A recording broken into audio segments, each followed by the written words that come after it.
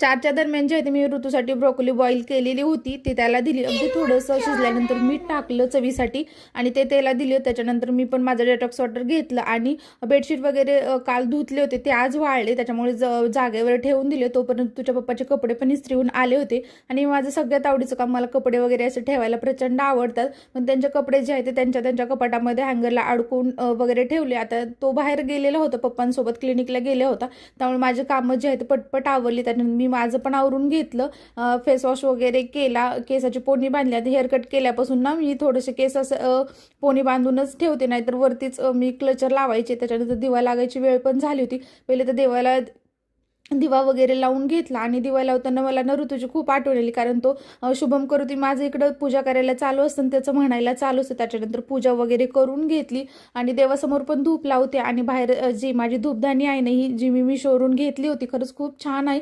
त्याच्यामध्ये पण मी दररोज संध्याकाळी जे आहे ते धूप लावते. दरवाजामध्ये एक दिवा लावते. त्याच्यानंतर तुळशीपाशी पण माझा एक दिवा असतो.